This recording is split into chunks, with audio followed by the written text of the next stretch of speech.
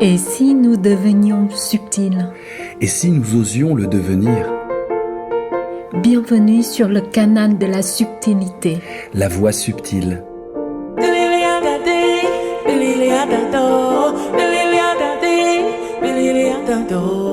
Le podcast qui épouse Et questionne le sens subtil de la vie. avec Ha Zhang, libre penseuse made in Haiphong, magicienne versée dans l'art de vivre, de jardiner des roses et de créer des liens. Et Vincent Cespedes, philosophe et compositeur, made in Aubervilliers, sorcier de l'onde de charme, des mots qui brûlent et des idées neuves. Dans ce troisième épisode, nous utiliserons un terme peu fréquent en philosophie, la magie. Peu fréquent parce que peu rationnel, Sans doute, car renvoyant à la superstition et aux pratiques occultes. le contraire des lumières et de la science. Le contraire des religions du livre aussi. Pour ces religions, Dieu serait le seul maître de notre destinée et il nous faudrait accepter ses décisions. Alors la magie ne serait qu'un rêve, Une illusion? une erreur, Une farce? une arnaque. Il y a pourtant un lien évident entre magie et subtilité, leur douceur agissante, leur bienfait supposé. Magie blanche, Comme il y a aussi un lien entre magie et perversité. leur violence destructrice, leur malfaisance. Magie noire, Et la magie jaune dans tout ça? elle reste à inventer. La voix subtile peut-être?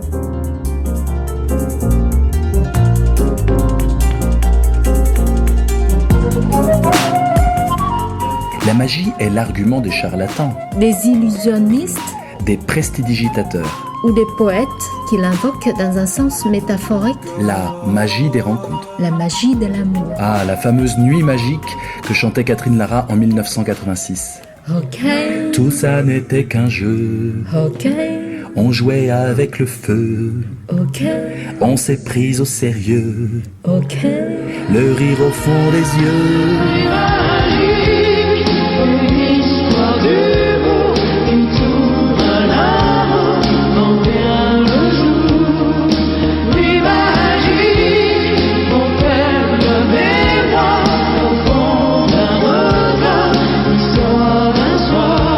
Clip loin d'être magique, une vulgaire histoire de prostitution.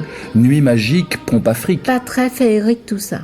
C'est que la magie, c'est ce qui, dans ce qui s'achète, ne s'achète pas. Bien que ça compte plus que tout. Ce qui ne se comprend pas. Bien que ça explique l'essentiel. Ce qui ne se contrôle pas. C'est pour ça qu'il faut de l'audace pour s'y adonner, Pour s'y abandonner. pour s'y brûler. Les ailes? Le cœur.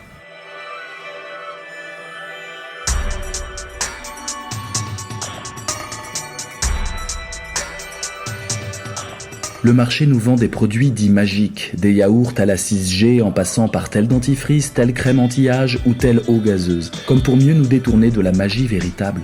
Celle que le règne du quantitatif et du productivisme discrédite. Celle dont on ignore les lois et les causes secrètes, mais pas les effets éblouissants. Subtil, La magie, l'efficace de la subtilité, cela reste à prouver. cela reste à oser. Abracadabra, c'est comme ça que l'on dit. C'est comme ça qu'on fait. Et en vietnamien? Umbala. Umbala, c'est joli. Alors Vincent, prêt à oser la magie? La magie jaune de l'Asie, Umbalali. La magie rouge de la vie, abracadabri. C'est parti.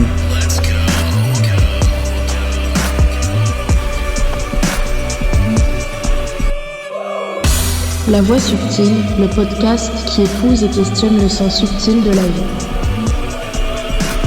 Avec le Umbala et avec le Abracadabra, donc des mots qui ne veulent rien dire et dont on imagine qu'ils ont quelque chose d'efficace dans le monde, on voit bien que la magie, ça commence là, c'est-à-dire comme si de simples mots, de simples formules magiques pouvaient directement agir sur le monde. Quelque part, il y a l'idée d'être fasciné par le pouvoir des mots. Je peux rendre triste quelqu'un avec des mots, je peux le rendre optimiste, je peux l'encourager, je peux le désespérer, je peux l'aimer, je peux lui transmettre de l'amour. Toutes les émotions que nous pouvons transmettre à l'autre à partir des mots, c'est déjà en prémisse l'effet même de la magie. Mais est-ce que c'est des vrais mots ou est-ce que c'est juste des sons?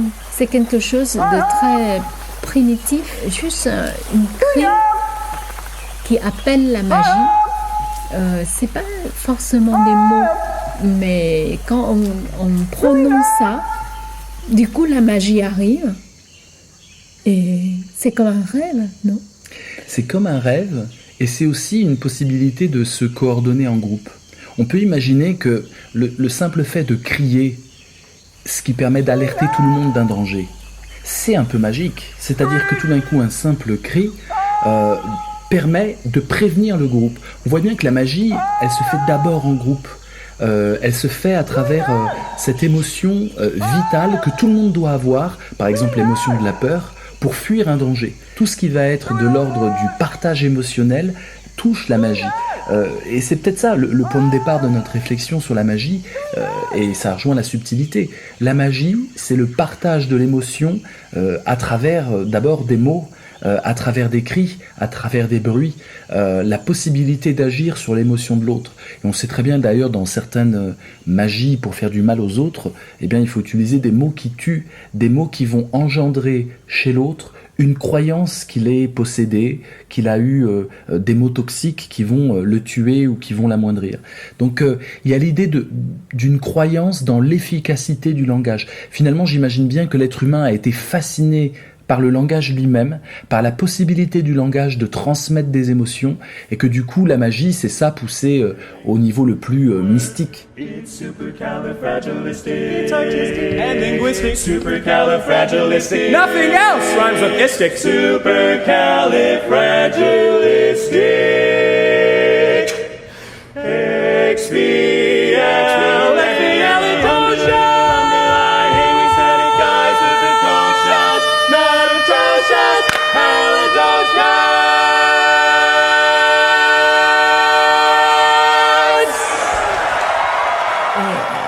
Qu'est-ce que tu penses sur les inventions techniques ? Par exemple, la première fois qu'on a inventé, qu'on a trouvé le feu. Et est-ce que c'est un moment magique ? Est-ce que c'est magique le feu ?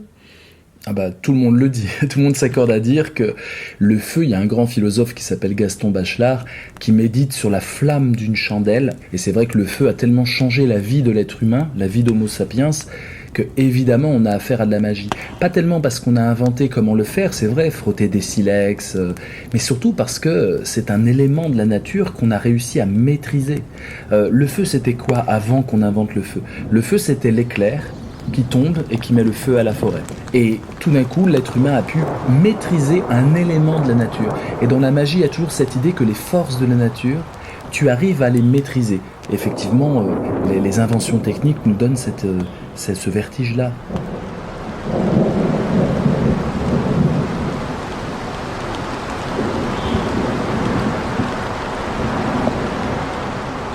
Peut-être c'est pas le fait de maîtriser la nature qui donne la magie, mais peut-être c'est le fait de ne pas maîtriser la nature qui donne la magie. Parce que là maintenant, on voit bien que la technologie nous emmène dans les endroits incroyables, jusqu'à le bombe atomique. Au début, à la fois magique pour les scientifiques, mais à la fin, ça devient un cauchemar pour l'être humain, parce que ça détruit tout.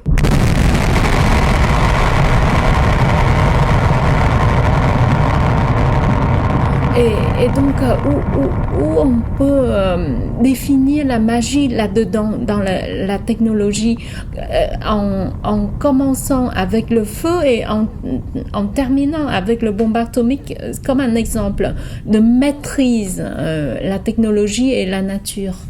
Bah c'est la vraie question. La philosophie a été inventée pour trouver aussi les limites éthiques d'une pratique technologique. Günther Anders disait qu'à l'heure où on accumule les ogives nucléaires, l'éthique à Nicomaque d'Aristote, le vieux livre d'Aristote, n'a plus de valeur, parce qu'il faut que la philosophie accompagne la bombe atomique dans sa réflexion éthique. Les mots et la pensée doivent être à la hauteur des enjeux de la technologie. Michel Serres, un philosophe français qui se dédiait à la science. Et Hiroshima a été une sorte de choc philosophique pour lui quand il a vu qu'on était capable, que la science était capable de détruire et de créer une injustice suprême en détruisant des civils et des êtres humains. Et il s'est dit, je dois aussi faire de la philosophie. Rabelais disait, science sans conscience n'est que ruine de l'âme. Ça veut dire que si tu n'accompagnes pas la science de conscience, c'est-à-dire de pensée, de réflexion, d'intelligence, eh bien tu détruis l'âme humaine.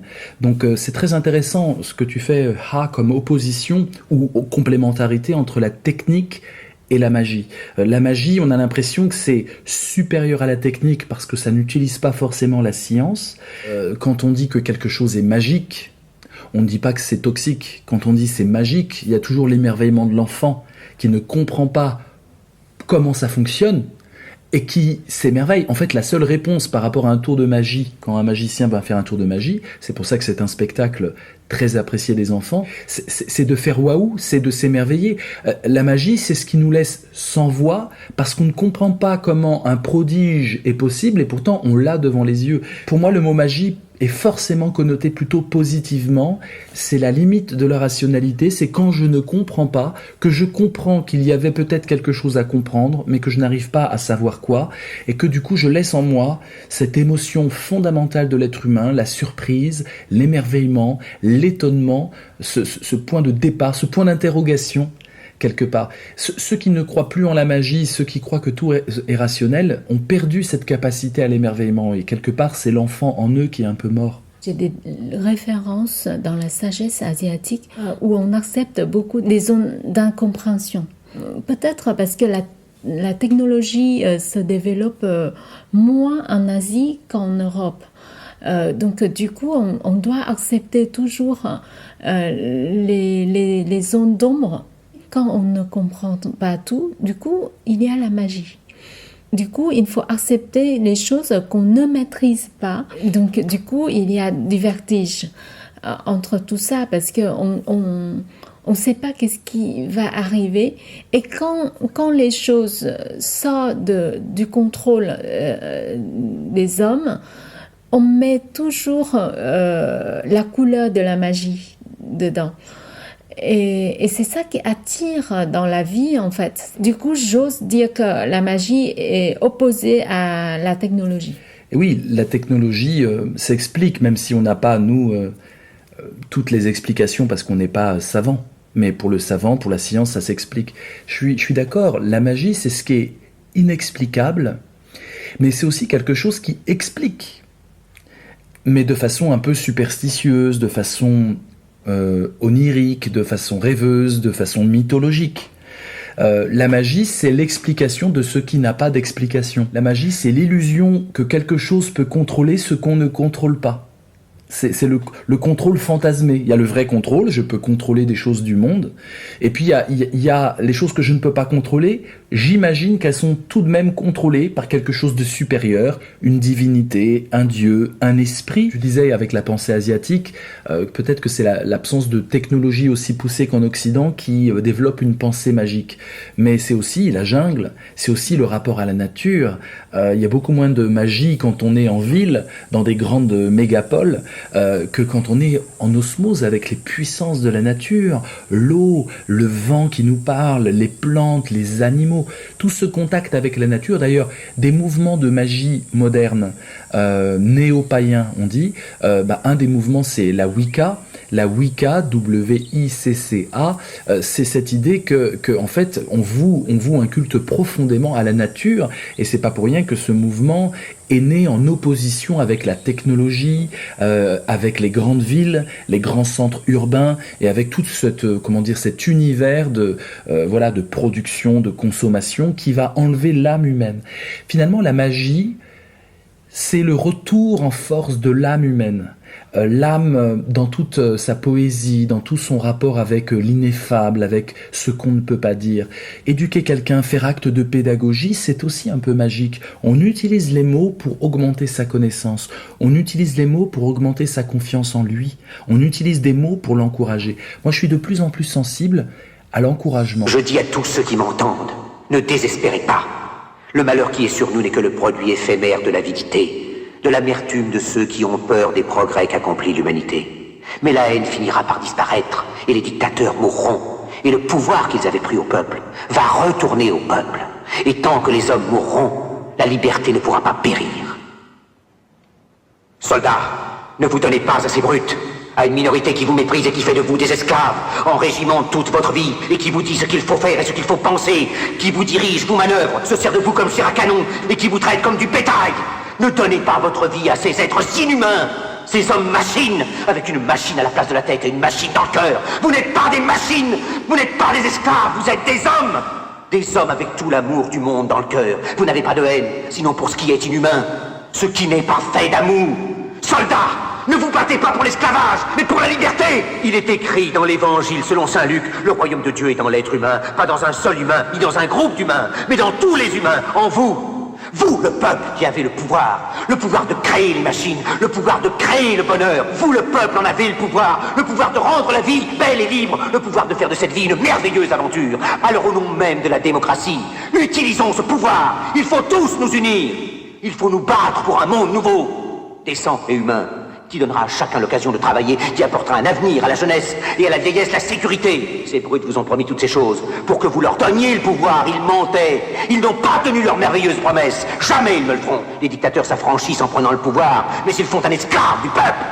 Alors il faut nous battre pour accomplir toutes leurs promesses. Il faut nous battre pour libérer le monde, pour renverser les frontières et les barrières raciales, pour en finir avec l'avidité, avec la haine et l'intolérance. Il faut nous battre pour construire un monde de raison, un monde où la science et le progrès mèneront tous les hommes vers le bonheur. Soldats, au nom de la démocratie, unissons-nous tous! On passe notre temps à nous encourager ou à nous décourager les uns les autres. J'utilise les mots et quand je dis à quelqu'un « ton rêve c'est n'importe quoi, tu vas dans le mur », mes mots vont décourager l'autre. Et quand un enfant qui n'ose pas trop faire quelque chose, je l'encourage, je lui dis « allez, tu es capable, vas-y ». J'utilise les mots et je renforce sa confiance en lui et en renforçant sa confiance en lui, il va vraiment pouvoir faire ce qu'il ne faisait pas. Ma fille de 3 ans était dans un square hier et elle devait essayer d'atteindre un petit bord dans un jeu et elle n'y arrivait pas. Et elle pleurait, à chaque fois je la portais et je la mettais dessus. Mais à chaque fois elle me demandait de l'aide. Elle n'arrivait pas physiquement parce qu'elle est un peu maladroite, elle a 3 ans, elle n'a pas assez de muscles, pas assez de force, mais surtout parce qu'elle ne croyait pas en elle, parce que c'était faisable. Et à un moment, je l'ai encouragée, je me suis dit, tiens, je vais arrêter de la porter à chaque fois, ça m'ennuyait, j'avais envie d'être sur mon banc tranquillement et à méditer, et donc je lui ai dit, tu es capable, vas-y. Donc elle a essayé, elle est tombée une fois, elle a pleuré, elle s'est remise, et à la fin elle y arrivait parfaitement. Et je l'ai encouragée, par la seule force de lui dire, tu es capable, de reconnaître la capacité qu'elle avait, alors qu'elle-même ne la reconnaissait pas pour elle-même. Je reconnais que tu es capable, je reconnais que tu es capable et quand tu y arrives, je te dis bravo, je t'encourage et je t'applaudis. En fait, on voit bien que c'est ça l'essence de la magie, la capacité d'augmenter notre pouvoir sur le monde à travers la force collective. Moi, j'étais la force collective pour ma fille, j'étais l'autre et je lui disais, je juge en tant que papa que tu es capable de le faire et ça te donne la capacité de le faire.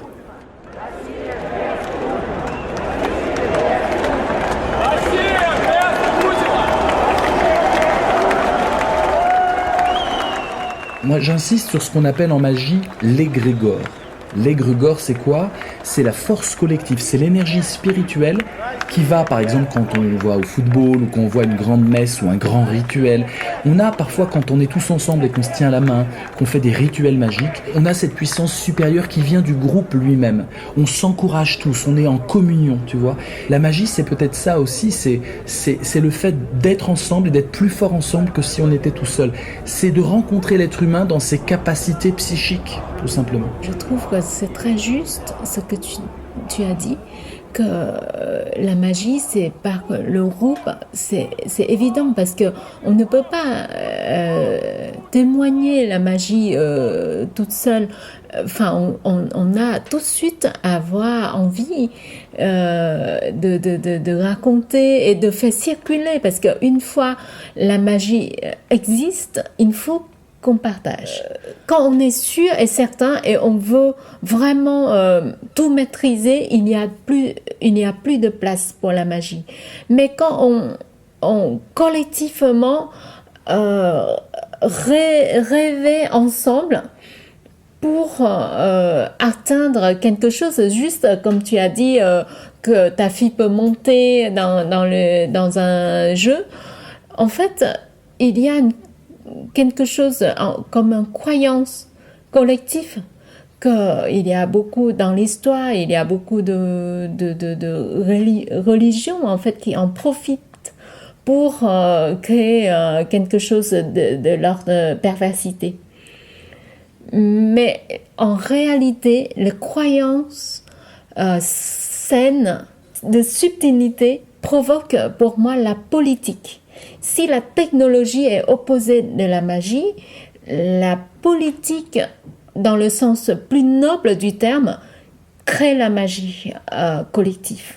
Parce que là, du coup, on peut rêver véritablement ensemble d'une future, un avenir meilleur. Changer le monde. Effectivement, de changer le monde, de donner le sens par les mots au monde.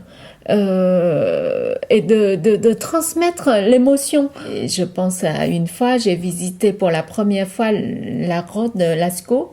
J'ai vu des dessins sur les parois de la grotte et c'était vraiment émouvant. Et là, je pensais à ça parce que je pense que la magie, c'est ça. La magie, c'est la création, c'est quelque chose de nouvel, mais pour transmettre l'émotion. Et du coup, tous les autres aussi sont là pour admirer ce dessin et oublier que de l'extérieur, c'est encore l'hiver, c'est encore le danger des tiques, le danger de la nature très cruelle à cette époque. Et du coup, ils ont rêvé ensemble. Et on a jusqu'à maintenant, en fait, c'est pas la technologie, mais c'est la magie commune. On est déjà dans l'ordre du symbolique. Et la magie, finalement, nous fait penser que la réalité humaine n'est pas simplement ce que l'on a devant les yeux, comme pour l'animal. La réalité humaine, c'est aussi ce qu'on pense, ce qu'on en dit, les échanges, tout un univers symbolique. La réalité humaine, c'est pas simplement les choses physiques que l'on a devant les yeux. C'est la capacité de les dire, c'est la capacité de les dessiner, c'est la capacité de les symboliser. Et du coup, c'est aussi la capacité de la patience. Si j'arrive à dessiner un gibier sur une paroi de grotte et après le chasser, finalement je me prépare, finalement j'invoque les dieux de ce gibier. Et donc je suis dans une sorte de patience, contrairement à l'animal. L'animal, finalement, c'est Bergson qui en parle très bien, je peux même le citer. Bergson écrit ça, philosophe français, « Ce qui constitue l'animalité, c'est la faculté d'utiliser un mécanisme à déclenchement pour convertir en action explosive une somme aussi grande que possible d'énergie potentielle accumulée. L'animal, il accumule de l'énergie, il dort, il se repose, il mange, et à un moment, il va pouvoir déclencher toute l'énergie emmagasinée pour aller chasser la gazelle, pour aller sauter sur sa proie. L'être humain, lui, c'est pas un déclenchement automatique. Il a ça, bien sûr, nous sommes aussi des animaux. Mais nous pouvons déclencher en maîtrisant l'énergie que l'on met dans quelque chose. Nous pouvons réfléchir à nos actions. Nous pouvons réfléchir à notre capacité de nous investir à fond dans quelque chose ou au contraire de nous retenir. Et donc, on a cette capacité de patience. On peut attendre. La subtilité, c'est savoir attendre. C'est ne pas répondre de façon mécanique, automatique comme l'animal. C'est savoir attendre, mettre des graines dans le sol, les faire germer, attendre le bon moment. Quelqu'un qui va réagir comme un animal ne peut pas être subtil. C'est savoir retenir son énergie, ne pas tout donner d'un coup. C'est savoir calculer son énergie. La perversité d'ailleurs fonctionne aussi comme ça, c'est la capacité aussi d'attendre. Mais dans les deux cas, on utilise notre puissance humaine symbolique pour pouvoir choisir le meilleur moment. La Voix subtile, le podcast qui épouse et questionne le sens subtil de la vie.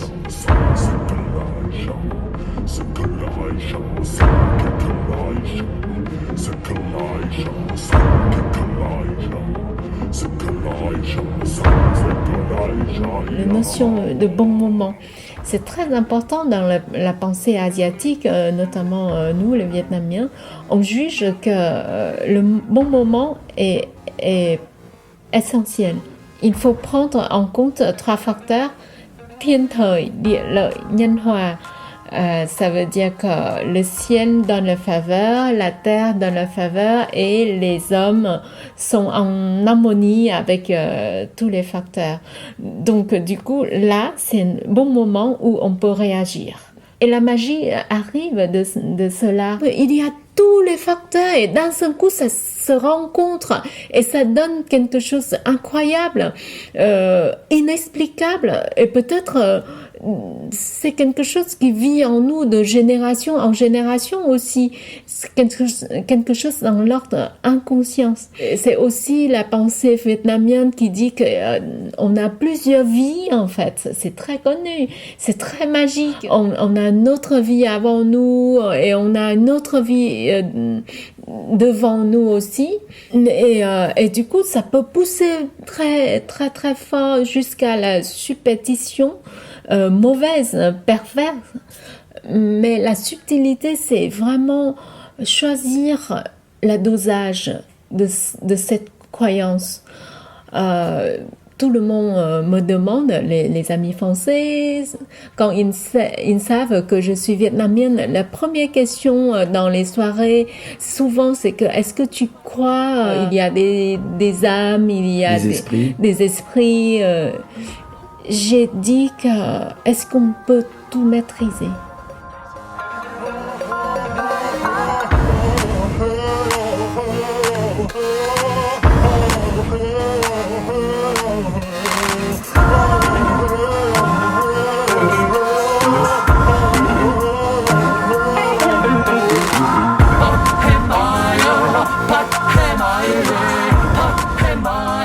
On est juste quelqu'un, un être humain dans un tout petit espace, dans un tout petit durée de temps, comparé avec tout l'univers, le cosmos, etc. On ne sait pas. On ne sait pas, mais entre croire à la magie et ne pas croire, qu'est-ce que ça te donne? L'énergie, l'amour pour la vie, la joie de la vie. Je pense que c'est croire à la magie. Il faut choisir la magie pour y croire sans trop y croire. Ça veut dire que je sais que je ne sais rien. Je pense que beaucoup de philosophes pensaient comme ça. Donc du coup, j'y crois que tout est possible. Mais il ne faut pas appuyer là-dessus pour vivre. Je ne sais pas si je suis claire. Oui, c'est très clair. C'est-à-dire que je sais que c'est une croyance. Je ne dis pas que c'est une connaissance. Pour ne pas tomber dans la superstition et puis dans la manipulation, ce que tu dis est très clair. La magie, c'est une sorte de conception où le possible demeure. C'est-à-dire qu'il y a toujours du possible, du différent possible, et donc de l'espoir. S'il y a du possible et de l'imprévisible, il y a de l'espoir. À partir du moment où tout est sous contrôle, et le sommet du contrôle politiquement, c'est la technocratie, c'est le dieu ordinateur qui décide du destin des êtres humains. C'est les êtres humains qui sont dépossédés de leur puissance politique, qui sont dépossédés de leur puissance de choix. Et finalement, peut-il y avoir de la démocratie sans magie ? J'en doute. Une démocratie qui serait technocratique, purement fonctionnelle, purement rationnelle, sans émotion, sans affect, sans colère, sans révolte, sans espoir, sans volonté de dépasser les injustices, ce serait une démocratie de robots, une démocratie morte. Ce serait pas le démos, le peuple, mais ce serait des êtres humains suradaptés à un système.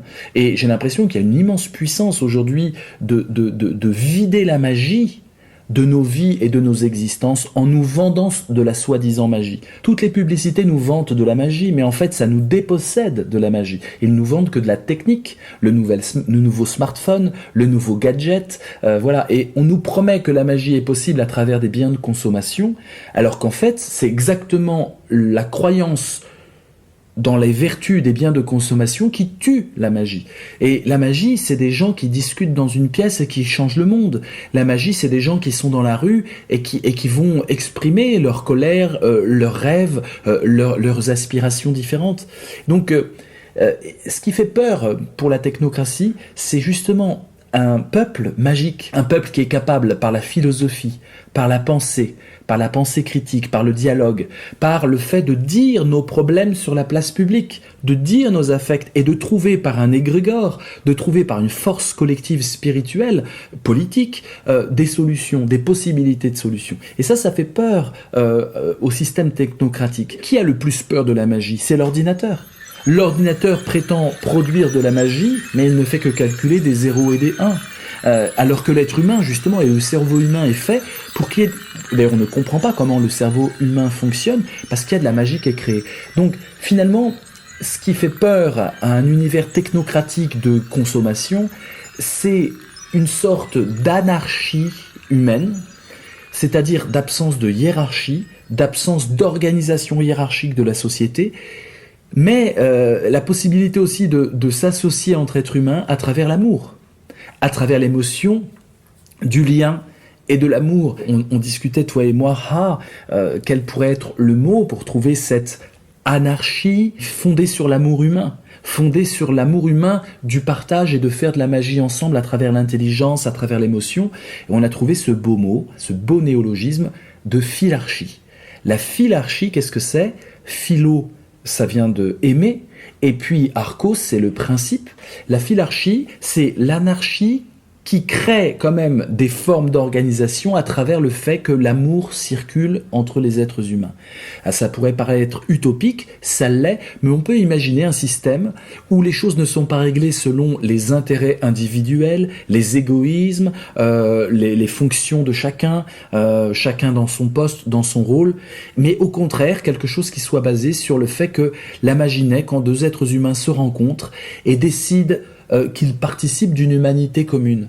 Et c'est ça la philarchie. Ce n'est pas du tout la philocratie qui est l'amour du pouvoir. Ce n'est pas du tout la philotimie qui est l'amour des titres, l'orgueil. La philarchie, c'est le pouvoir de l'amour lui-même. Sans magie, ce n'est pas possible. Sans cette transmission d'intelligence, de parole et d'émotion, ce n'est pas possible. Et quand tu parlais des vies successives qu'on imagine notamment avec le bouddhisme et avec la pensée, une certaine pensée asiatique, finalement c'est ça. Si je crois que dans des vies antérieures j'étais quelqu'un d'autre, du coup l'autre n'est plus vraiment autre, il peut être moi. L'autre que j'ai en face de moi, je peux être l'autre. Your success is your amnesia. I see.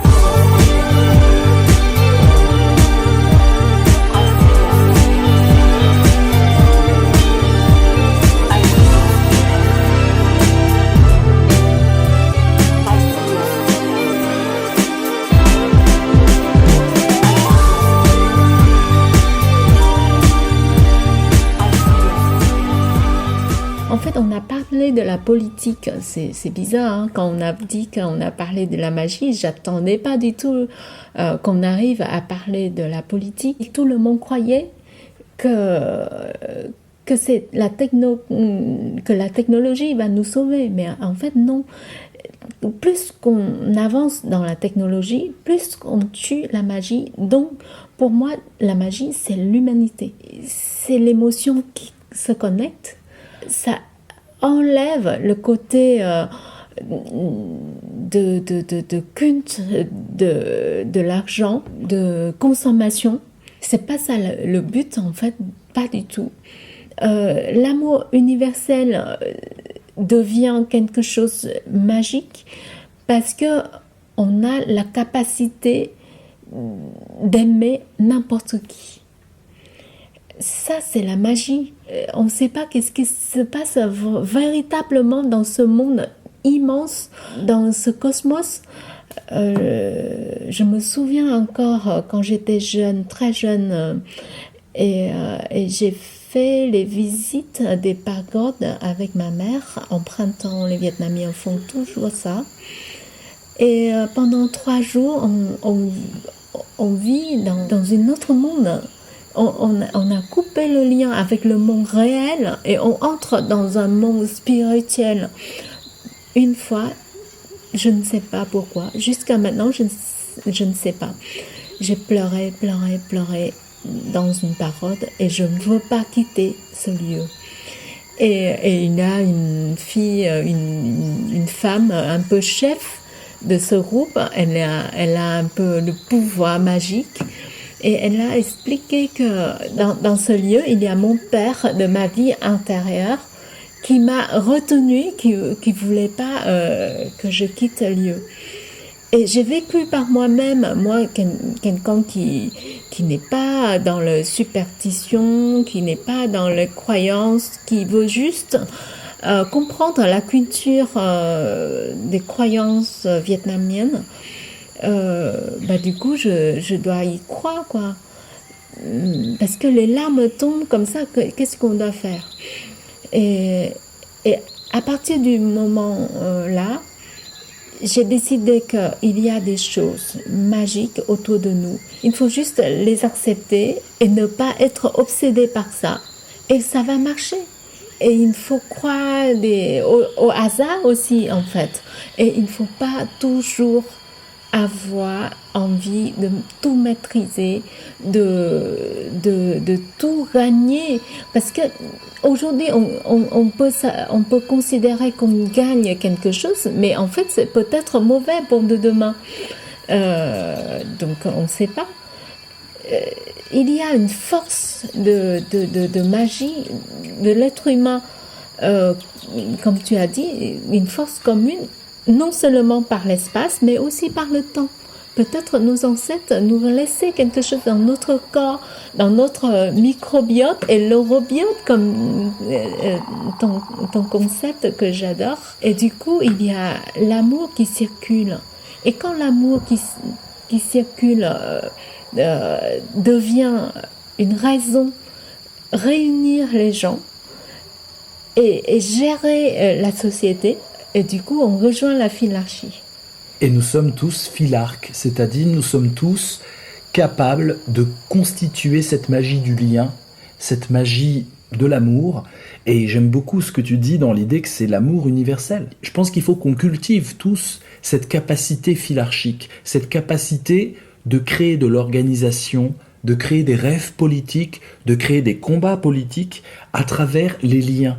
Peut-être que c'est de ça dont notre démocratie a besoin, qu'on développe la philarchie, c'est-à-dire cette organisation à travers des liens. Tu me disais, en fait, on a tué, parce que tu es en France depuis moins d'un an, là, tu habites en France depuis moins d'un an, et tu disais, en France, je vois qu'il n'y a pas de vie de quartier, en tout cas à Paris. Il n'y a pas cette vie de quartier qui fait que tout le monde parle de choses banales en bas de l'immeuble, en bas de la maison, et on partage un espace commun. Et la magie, elle est peut-être là, elle est peut-être dans le fait de partager des mots de tous les jours sur la météo, sur un problème qui vient d'arriver dans la rue d'à côté, et connaître les citoyens. Je rappelle que le mot philia en grec, c'est l'amour de partager la même cité, la même ville. C'est donc philarchie, le mot amour de philarchie, l'idée d'une organisation par l'amour, d'une politique de l'amour, c'est l'idée qu'on partage le même lieu, la même cité. Et ça, on l'a perdu, contrairement au Vietnam, j'imagine. Oui, heureusement, on a encore cette ambiance. Mais j'ai peur que ça va se perdre. Je voudrais vraiment insister que c'est le capitalisme qui nous met derrière les portes, qui nous confine chez nous, dans nos maisons, dans nos appartements, dans les boîtes. Et il n'y a plus de magie, il n'y a plus de circulation. Il n'y a plus de circulation, mais aussi il n'y a plus de la beauté. Qu'est-ce qu'ils ont fait? Ils ont vraiment tracé les lignes. Si tu vas aux États-Unis, c'est pire. Enfin, c'est vraiment l'exemple extraordinaire pour voir comment ils ont tracé des rues, des immeubles, c'est pas des rues d'ailleurs, c'est des routes en fait, pour mettre les individus dans les boîtes comme ça. Et nous, les êtres humains, avec plein de ferveur, de la passion, de liens, de mélange, etc., devient les individus tout fois entre eux et devient quoi? Devient les consommateurs, tout court. C'est horrible parce que du coup, on perd tout le magie, on perd le contre-pouvoir, on n'arrive plus à discuter entre nous. Donc, comment on fait? Si la magie, on n'a pas à mettre ensemble, ça ne devient pas du tout la magie, ça devient juste un rêve de jus d'orange le matin et de voitures, Et des écrans et là c'est vraiment horrible. Du coup, je vois très clairement que on est en train de tomber dans notre propre piège. Pourquoi je dis propre? Parce que c'est les êtres humains, tout ça. Donc il faut vraiment qu'on sache quels sont nos problèmes de maintenant. Qui, quoi, tue la magie dans notre âme? Qui, quoi, tue la magie collective? Et la politique doit redevenir la magie collective pour rêver de demain. C'est pas pour rêver juste une voiture. Et il y a mon fils qui m'a dit, mais maman, la publicité en France, c'est que la voiture. Mais qu'est-ce qu'on est obsédé par la voiture? C'est incroyable. Et entre tout ça, il y a un mot très important que toi, tu as créé, que je veux te rappeler. C'est sensé. Le verbe sensé, c'est S-E-N-S-E-R. Ça veut dire que donner le sens à tout ce qu'on vit.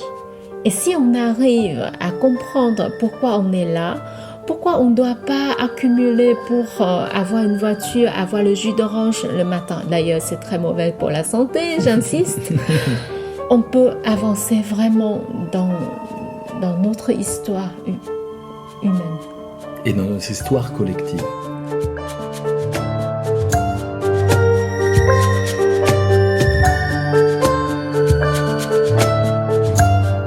La Voix subtile, le podcast qui épouse et questionne le sens subtil de la vie.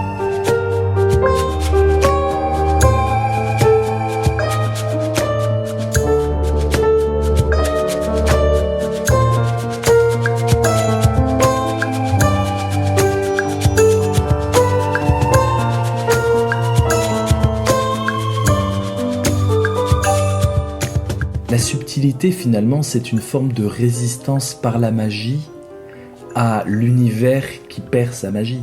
La subtilité, finalement, c'est revenir à la magie. Remettre de la magie. Comment tu articules, toi, la subtilité dans tout ça? Moi, je pense que c'est très cohérent parce que la subtilité n'est jamais dans les traits. C'est jamais dans quelque chose clairement dit, clairement fait. C'est pas la technologie. La subtilité, c'est toujours dans l'âme, dans le mouvement où on ne sait pas où on va, mais on y croit. On y croit parce que on sait qu'il y a une force de survivre. Et maintenant, je pense qu'on doit être dans l'énergie de subtilité pour combattre contre la bêtise. J'aime beaucoup l'idée que la subtilité doit combattre l'énergie bête, c'est-à-dire une énergie d'individu. Pourquoi la voiture, tu disais? La voiture, c'est que tu es tout seul dans un univers et tu te crois fort et tu es contre les autres. Il n'y a pas de lien en voiture. Le lien est coupé dans la voiture. Et à partir de Darwin, tout le monde croyait que le monde se développe en compétition. Mais en fait, non. C'est pas du tout en compétition. C'est l'entraide. C'est l'entraide, c'est le réseau, c'est l'amour. Exactement, c'est l'amour. c'est l'un qui pousse pour pousser l'autre. Et même pour donner à manger à l'autre, à la limite, tous les échelles de nourrir l'un à l'autre, c'est beau, c'est magnifique, parce qu'il faut avoir les gazelles pour nourrir les lions. Et la gazelle, peut-être, elle est fière dans son rôle dans la nature. Parce qu'il y a d'autres gazelles qui arrivent et c'est ça la diversité.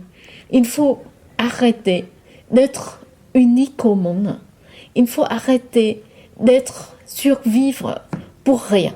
Il faut vraiment vivre pour demain. Donc, c'est pour ça que c'est drôle, l'idée subtilité que la Razel est fière d'être mangée par le lion. Mais tu vois, c'est ça la subtilité. Ça fait toujours rire, ça fait toujours « Waouh, c'est une surprise énorme !» Mais pourquoi pas ? Pourquoi pas? Parce que sinon, comment on reste dans la diversité? Si on dit que le lion, c'est la force des tueurs, on va tuer tous les prédateurs. Enfin, tu vois, ça reste pas du tout dans la diversité. Donc, chacun, il y a un rôle dans ce monde. Et le lien qui nous lie tout, c'est l'amour. Et si on est conscient de ça, on va construire quelque chose de très beau pour notre monde.